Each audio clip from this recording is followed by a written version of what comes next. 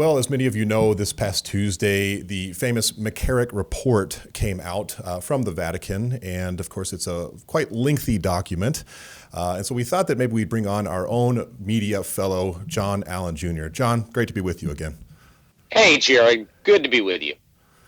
All right. Well, maybe I thought to start off this conversation, let's talk a little bit about where this document came from, who put it together, and what purpose it serves. Well, you'll remember that 2 years ago, in the summer of 2018, the revelations of sexual abuse and misconduct around Cardinal and now ex-priest Theodore McCarrick created a deep crisis in the American church. It's part of what we remember now as the summer of shame in the American church, because it came hard on the heels of the Pennsylvania grand jury report. And like no other chapter in the history of the abuse scandals in America, it put the spotlight not just on the crime of sexual abuse, but on the cover-up. Because the question was, given that rumors, suggestions, indications, concerns about McCarrick had begun to circulate in the 90s, and by the late 1990s, they were known to a number of influential American bishops and also in the Vatican. The question was, how in the world was he able to climb the ecclesiastical ladder and to stay at the pinnacle of power in the Catholic Church for almost 30 years? In other words, the question was, who knew what when? Now, the Vatican promised at that time, in September of 2018, that it was going to conduct a thorough investigation of what it knew, and it was going to make all that public. In terms of who did it, they brought on an American lawyer based in Berkeley, California, by the name of Jeffrey Lena. Jeff Lena has represented the Holy See in a variety of matters in American civil courts over the years, also advised the Vatican on financial reform. He was the lead investigator and author of this report. And this was their shot at trying to answer the question of what did they know, when did they know it, and why was McCarrick not flagged earlier in the game? Would you say that this production of this document is something that's really unprecedented? I mean, we've got a long history, but, is it something that's unprecedented in the history of the church?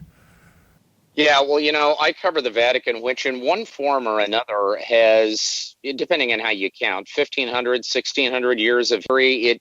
You want to be very careful about using the word unprecedented, Jared. As the late Cardinal George of Chicago once famously said, in the Catholic Church, everything has happened at least once. That said, this is as close to unprecedented as you're going to find. I mean, I was actually racking my brains. The only thing I could come up with was in 2011, the Vatican was being sued in American courts by an attorney by the name of Jeff Anderson, related to a priest by the name of Andrew Ronan, who was a serial pedophile, a serial predator. And the claim in that suit was that Ronan was an employee of the Vatican. Therefore, they were responsible for moving him around. Which is, if you know anything at all about the Catholic Church, that's a preposterous claim. The idea that all 400,000 Catholic priests in the world work for the Vatican is just ridiculous on the face of it. But nevertheless, at that time, the Vatican published about 70 pages of documents, which it said absolutely everything in its files related to this priest, Andrew Ronan. And, it showed the Vatican had nothing to do with personnel decisions about where he was going to serve. But in that case, there was no explanation of those documents, no context.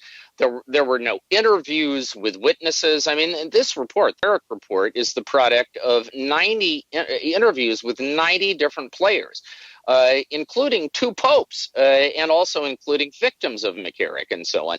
I mean, in other words, this just has never happened before.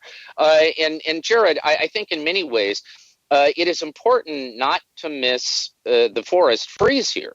I know you and I are going to be talking about the contents of the report in a moment, and that, of course, is critically important. But I think the real story here is the fact that this report happened at all.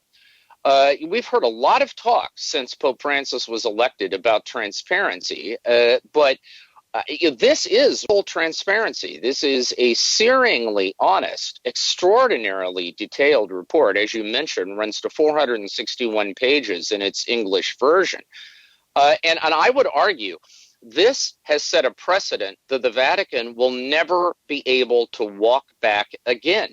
Because anytime any scandal, any failure, any breakdown happens from here on out, if they are not willing to produce a similarly honest and similarly detailed accounting of what happened, the question is going to be, why not? And what are you trying to hide? I mean, I think this is one of those moments, Jared, where history has changed forever. And it's important to just stop for a moment and take stock of how significant that is. Yeah, and before we get into the actual content of the document, I did want to ask, is this something that the secular authorities use as well, or is this mostly a canonical document? Well, it's not really canonical because canonical process against ex-cardinal and ex-priest McCarrick has already run its course. And it's not written like a canonical document. I mean, look, there are secular analogies here, right? I mean, one could think of grand jury reports, or one can think of the reports that special prosecutors produce. One could think about royal commissions, for example, the royal commissions in Australia and more recently in the UK that examine institutional sexual abuse. But I think the difference is, generally speaking, when a grand jury or a special prosecutor or even a royal commission, when they produce a report like that, it's with an eye to prosecuting somebody. So it's really a prosecution brief. And if you want the whole story, you have to wait for the defense to weigh in. This was instead, I think, more akin to a kind of doctoral thesis in church history. Only the difference is this was written not by a doctoral candidate, but by a seasoned lawyer who had carte blanche, complete, unfettered access to all of the normally super secret records, in the Vatican Embassy in the U.S., in the Secretariat of State in the Vatican, in dioceses in America. And in that sense, I think really was, for the most part, an honest attempt to establish what actually happened. In that sense, I think it sets a standard not just for the Catholic Church, but for institutions everywhere. Because, I mean, let's face it, it's not like Exxon did something like this after the Valdez disaster. This is very impressive. And as I say, it sets. What I wonder, Jared, is did people in the Vatican understand what they were actually doing here? Because the precedent here doesn't just apply to the McCarrick case. It applies to anything. I mean, if I were a victim, for example, of Father Marcial de Golada, the founder of the Legion of Christ, regarding whom there have been accusations over the years that he was covered for in the Vatican by any number of figures, I would be demanding right now that a similar inquest be done for me. If I were a sex abuse victim in Chile, if I were somebody who lost money in the Vatican's financial scandal, I would be demanding that there would be a similar review. And frankly, it's going to be very hard for the Vatican to explain why they wouldn't do it. So this isn't just transparency on McCarrick. This is a precedent for transparency on everything. Yeah. Yeah, and I spent about almost the whole day on Tuesday going through the harrowing details of the stories, and it really does make your blood kind of curdle as you're reading it. You see the movements of a very manipulative sociopath as he's moving his way through the ladders. And so I thought, let's now go into getting a sense of maybe the layout of the document, and then let's get into maybe not the gory details, but some of the information that's in it. Yeah, unfortunately, most of the details are fairly gory. But so here's the situation. The document unfolds largely in chronological fashion. So it begins with an executive summary, kind of summing up its main conclusions, and then it looks at McCarrick's early life, in particular the fact that his father died when he was very young, and his mom was kind of an absentee, so he was raised by a sister. And it suggests that some of McCarrick's psychology may be related to that sort of desperate need to recreate a family and intimacy of some sort. Then it looks at his early career as a protege of Cardinal Terence Cook in New York. His appointment to the Diocese of Metuchen, first his appointment as an auxiliary in New York, then his appointment to the Diocese of Metuchen in New Jersey, his appointment to the Archdiocese of Newark in 1986, his transfer to the Archdiocese of Washington, D.C. in 2000, and then the relationship he had in the early stages of the Francis papacy, until, of course, 2018, when these scandals became public. The report suggests that there were really two critical inflection points, two key moments in the McCarrick saga. One was when he was under consideration for the Archdiocese of Washington in 2000, because when he was appointed in Newark in 1986, there was no negative information on the record at all. But at least as far as the Vatican is concerned. But by the time 2000 rolled around, these rumors had reached senior levels both in the U.S. And in Rome. In fact, the late Cardinal John O'Connor of New York wrote an extraordinarily detailed letter to the papal ambassador in the United States that made its way to John Paul II, outlining several charges against McCarrick. I mean, essentially, they were three. One, that he had made sexual advances to priests. Two, that he was sleeping in beds with adult males, including seminarians, at his home on the Jersey Shore and also in Newark, at the residence of the Archbishop in Newark. And then finally, there was an anonymous charge that he was a pedophile, that is, that he had engaged in sexual abuse of minor males. And Cardinal O'Connor recommended, on the basis of all that McCarrick not be given Washington, D.C. Now, what happened subsequent to that is that McCarrick got wind of it. He wrote an explicit, very detailed, and in some ways persuasive denial to now Cardinal Stanislaw Dziwisz, then Archbishop Dziwisz, who was John Paul's private secretary. Also, John Paul II asked the four bishops of New Jersey to look into this, and according to the report, they responded with incomplete and inaccurate information, which basically gave McCarrick a clean bill of health. And so John Paul decided to give him Washington despite those reports. And then later, in 2006, 2008, under Pope Benedict XVI, some of these accusations resurfaced.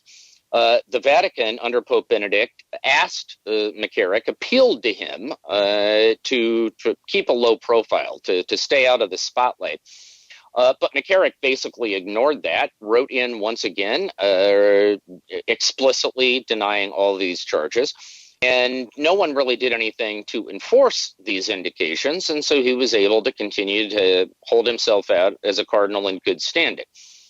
In terms of the Pope Francis dimension of this, you will remember, Jared, that there was that explicit accusation in 2018 by his former ambassador in the United States, Italian Archbishop Carlo Maria Vigano, that in June 2013, Vigano claims that he personally briefed Francis about the accusations against McCarrick, and that Francis ignored them, did nothing. Vigano actually suggested the Pope ought to resign because of that. Now, the report concludes that there is no evidence to support Vigano's accusation. It says the accounts of the conversation that occurred between him and Pope Francis are sharply disputed. It says Pope Francis was never shown any of the correspondence. So he never saw the O'Connor letter. He never saw the letter that went to McCarrick under Pope Benedict. And it concludes that Pope Francis believed that the concerns about McCarrick had been looked into under John Paul and Benedict, and he trusted that they had, in other words, he trusted what they did, that because they hadn't done anything, he believed that there was nothing to do. And that lasted until 2018. Third, the report looks into the accusation that McCarrick used money to buy impunity in the Vatican. McCarrick, of course, was a legendary fundraiser. He basically founded the Papal Foundation, which is this organization of very wealthy American Catholics that gives boatloads of money to the Vatican.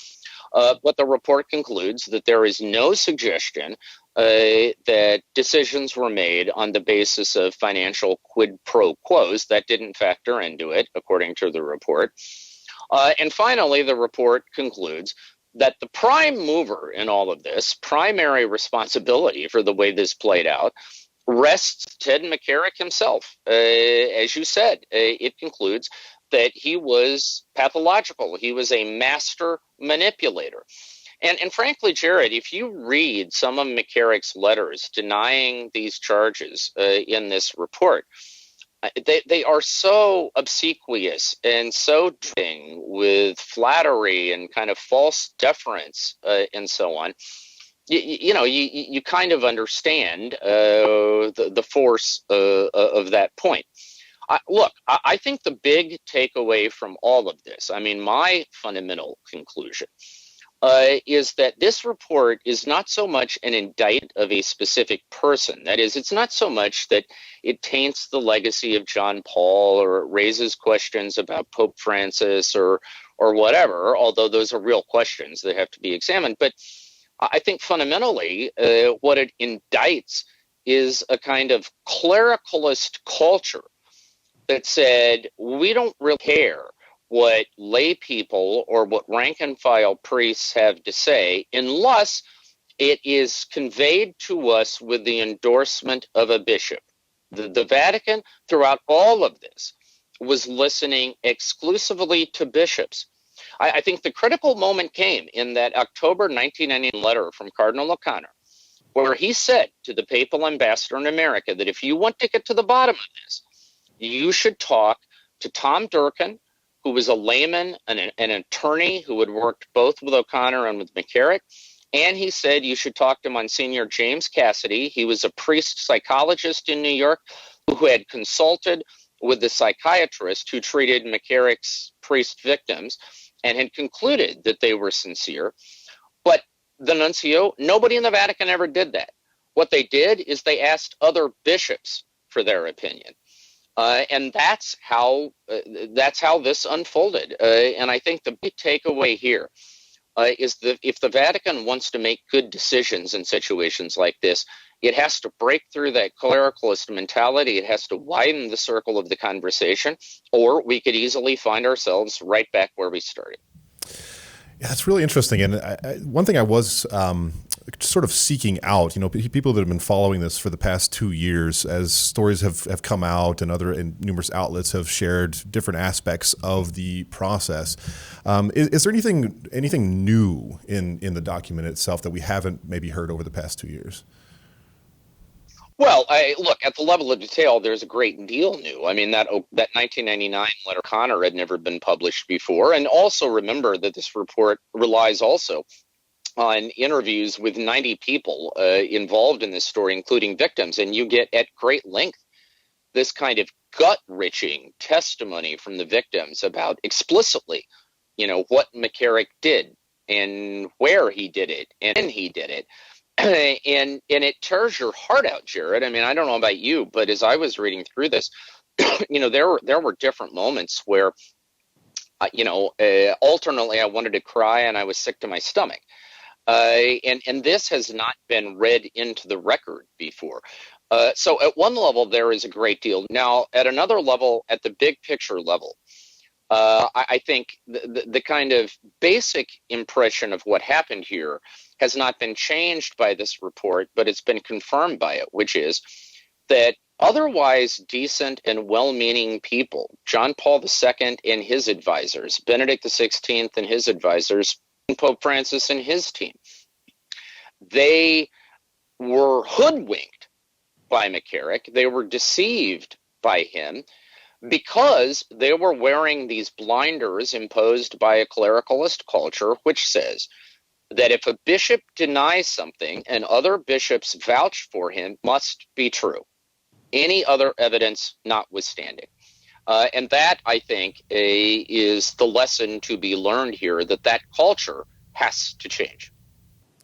So do you think that this document sends a strong enough message to those within the church as well as those without that we're not messing around when it comes to criminal behavior anymore?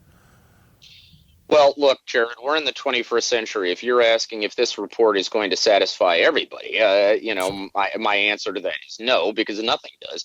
There are some critics who will say, oh, this report is a whitewash because it was intended to throw John Paul II under the bus and insulate Pope Francis from blame. Now, I frankly don't think it does that because what the report does say is that Francis knew in 2013 that there were old rumors about Cardinal McCarrick, but that he thought they'd been dealt with by John Paul and Benedict, so why should he bother?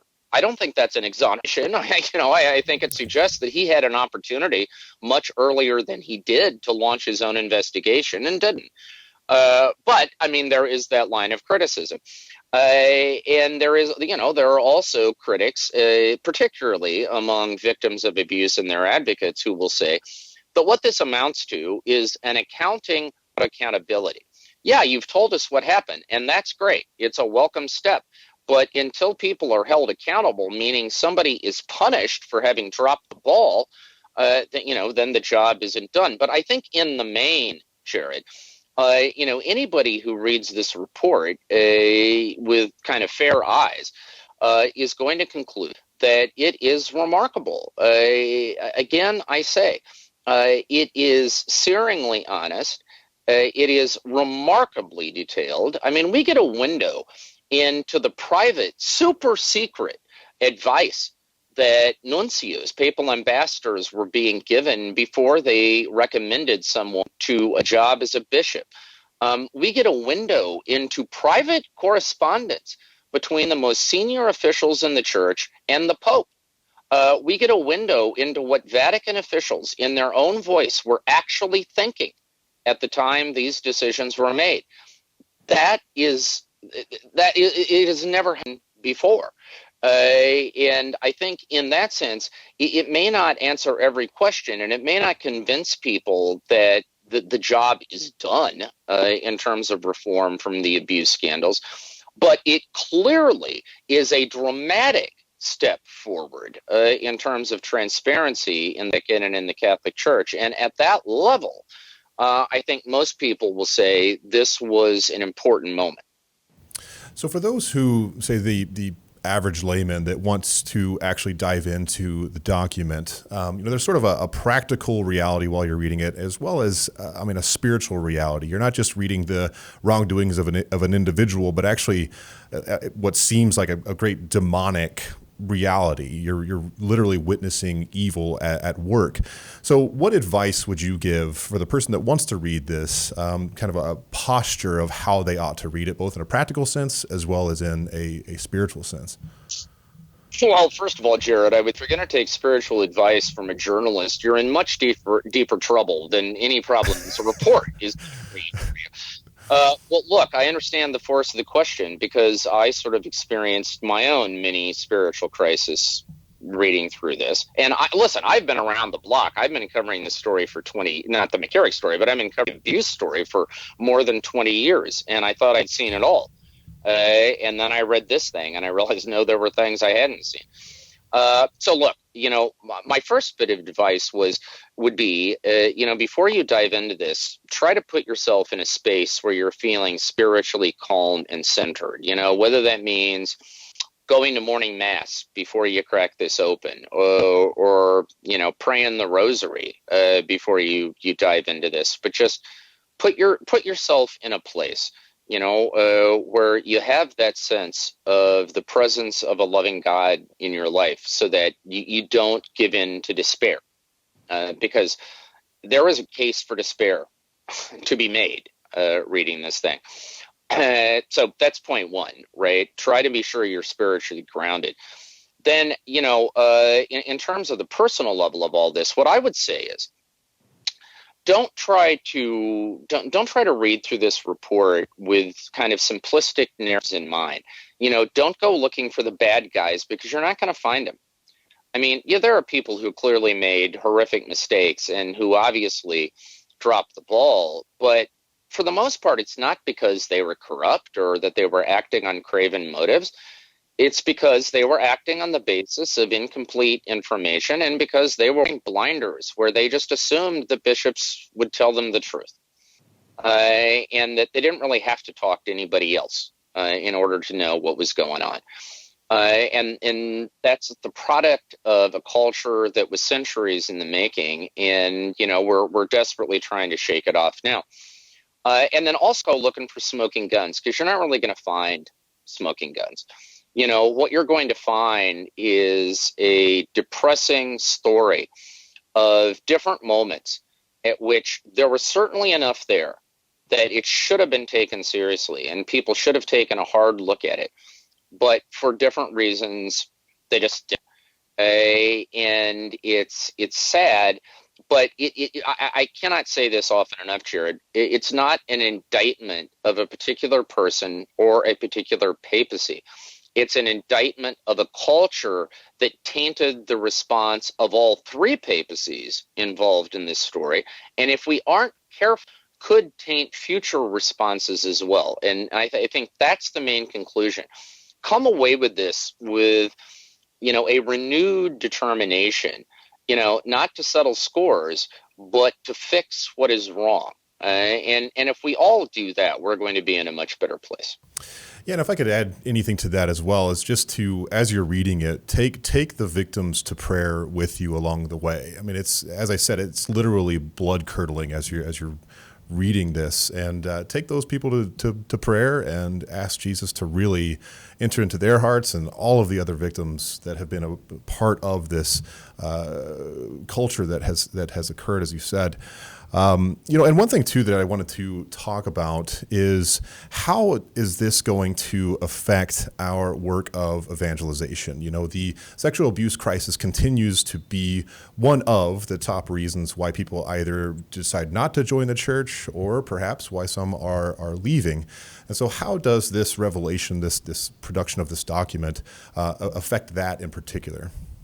Well, once again, Jared, you're kind of taking me above my pay grade. I mean, I've always thought of journalism as a kind of prolegomena to evangelization. I mean, first you need to know what the truth about the Catholic Church is, right? And that's my job, is to try to establish what that truth is, and then you can evangelize on the basis of that. But you asked the question, so let me take a shot. You asked what will the impact be in evangelization? I would say not good. We already know that the abuse crisis has been an enormous obstacle to evangelization. It has driven some people away from it. It is going to create, another sort of layer that people such as yourselves and Bishop Barron and others engaged in the work of evangelization are going to have to wade through before you can get to the core of the matter. But I guess what I would say to anyone whose faith who's in the church, whose faith is wavering because of this, or anyone who is maybe outside of the church taking a look, but unsettled by this report, I guess I would make 2 points. I mean, the first is, let us remember that nobody compelled the Catholic Church or the Vatican to do this. This wasn't an answer to a subpoena or a grand jury. This was the church's own internal desire to get to the truth.